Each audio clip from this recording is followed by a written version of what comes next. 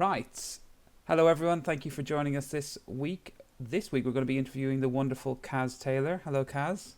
Hello, Mikey. How are you? Very well. How's things?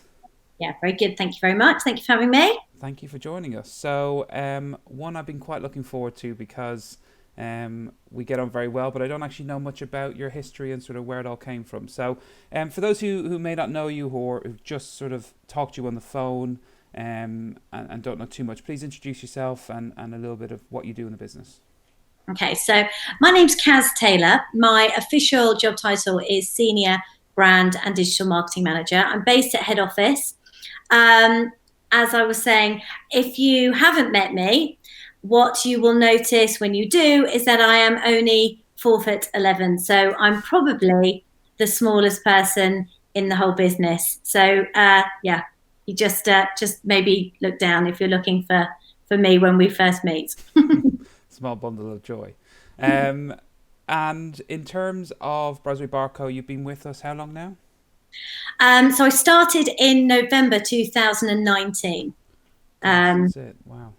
yeah, so I've been here quite a long time, but with the whole COVID situation, I really have only been in the office from November to March, and that was the middle of March, and then we all, were working from home. So yeah, it's been strange old times, but yeah, Well, good I time. think you've definitely made your mark, and there's definitely the Kaz effect when you walk into head office. That pile of energy coming your way. But When you see me, like yeah, once like I get over the horizon.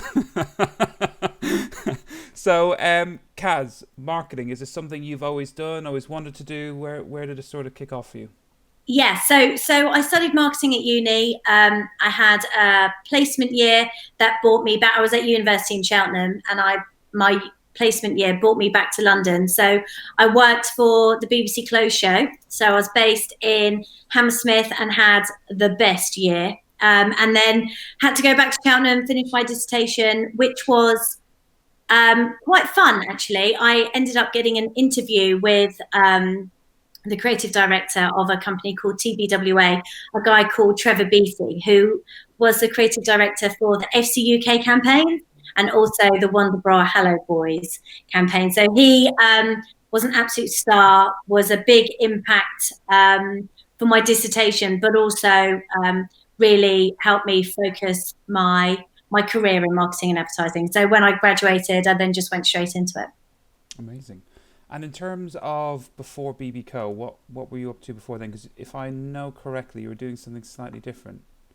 I was. So well, yeah, about 9 years ago, I left the world of marketing to set up my own e-commerce business. So it was called Tailored Bundles. That's it. And the idea behind it was we created corporate maternity gifts for corporate businesses. So as and when somebody would go on maternity or paternity, HR would basically contact us and we would go and create a bespoke bundle for the mom, the dad, or the baby, or maybe the siblings on behalf of the business. So we work with the likes of Vodafone, Jack Wills, House of Fraser, Barclays. Yeah, we had some really really epic brands behind us. So yeah, about 5 years ago that was the headiest of times for us, and then really about maybe 2.5, 3 years ago, our biggest client at the time, Jack Wills, went into administration, which was a massive hit for us. And then 6 weeks later, House of Fraser went into administration, got bought by the same company.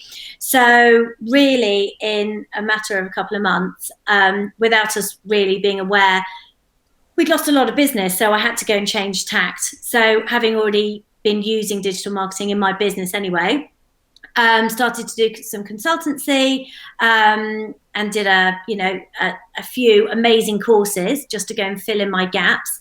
And here I am Here you are.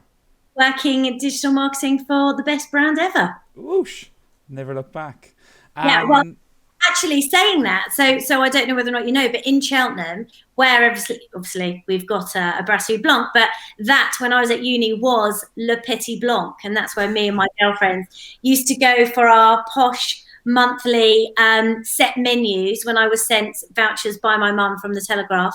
So we and I would, and I still do, the deep fried goat cheese was always with that tomato chutney. That was my go-to, and a little glass of wine. I felt very posh. So yeah, to be part of the family now is a real honour. It's lovely. I mean, could you imagine, like, back then, knowing that you would be the one advertising that goat's cheese parcel in the future, and getting future generations to join and eat it, and wow, incredible. I know, but you know, it is quite lovely when, especially in Fulham Reach, because, you know, girls of my then age, then, you know, 18, 19, happily you know, they get dressed up and they're with their friends and they're having such a lovely time. That really resonates with me. I think I know how you feel.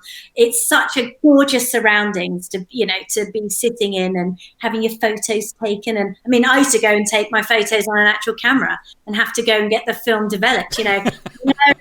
No mobile phones then, so how things have changed. Absolutely, yeah, incredibly so. And in your time at BBCo so far, has there been like a standout moment for you? Something that was just a wow moment? Yeah, I mean, as obvious as it may sound, when I first met Raymond Blanc, it was pretty amazing. I mean, I only started on the Monday. Kath told me that we were filming on the Thursday. I was like, oh my gosh. And having already known him from, as I said, from all those years of dining in his brasseries, and being a Teddington girl as well, knowing the King's Head, to actually be in the same room with him and sort of directing him for films and stuff, it was a little bit overwhelming. But very quickly, we had a really nice bonding moment over, sadly, he lost a bag of all of his Christmas outfits. So I suggested that he'd left it on the train, and I suggested that we did a quick video that we'd go and put on Instagram to go and reach out to TFL. And you know, when it's just that moment where you think he's either going to think, no. But he jumped straight on it. He was like, yeah, that's great. Let's do this. So we had a really nice moment where we did this like 5-minute video of him reaching out to TFL, and, you know, he was coining his own hashtags and stuff. It was pretty amazing. And to go and have someone really embrace digital marketing, it's been amazing. Oh, that's awesome. I remember actually I met Raymond first time in Oxford as well, and someone had said to me, I was covering there, they said, just so you know, Raymond Blanc might pop in. I was like, oh, okay. And they left me on the evening shift on my own. I just turned around and there he was, just standing in front of me, no booking. And yeah, as you say, he was absolutely lovely. It's incredible. Yeah. Right, bringing it back to you, what's your favorite part of your job? What do you love the most about what you do? I genuinely love the team. I love to go and plan and come up with ideas that are really listened to and appreciated, to go and see all the efforts that have gone into digital marketing over the last 18 months with so many people involved in it, and the results that we have got has been a real thrill. So I've really enjoyed that.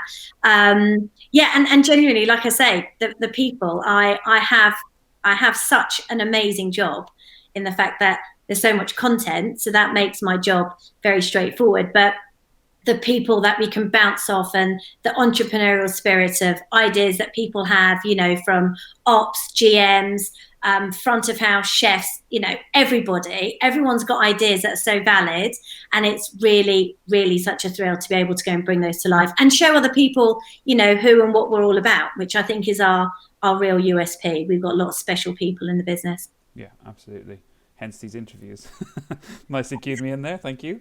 Right, last section is going to be quick fire questions. No one will know this really, but you're the reason behind this. You quite often would play with me in head office, Would You Rather?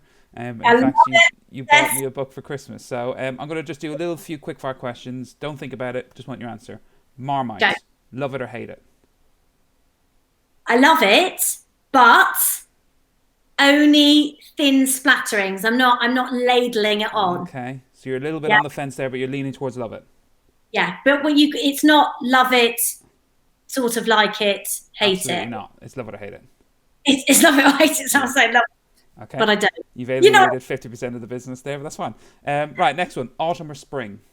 Spring, for sure. I love spring. Easter is my favourite time of the year, more so than Christmas. I love, the weather, chocolate, Easter egg hunts, 4-day holiday, yeah, boom, Boom. spring all the Boom, way. boom, boom. What Okay, about you? I have put in a would you rather because I know you love them, and this is my favorite one I found. Would you rather go into the past and meet your ancestors or go into the future and meet your great great grandchildren?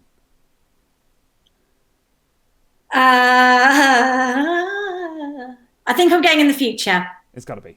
I'm going to go and see, you know, what's happening with social media. I was going to say, what would a digital marketing manager look like in the future? I mean, Yeah, that's exactly. What will my great great grandchildren be doing to socially market themselves on a dating app? yeah, For yes. how Okay, are they holograms or what's going on? amazing, Kaz. You've been incredible. Thank you so much. I think we've learned a lot more about you in quite a short space of time, and Thank yeah, appreciate the interview.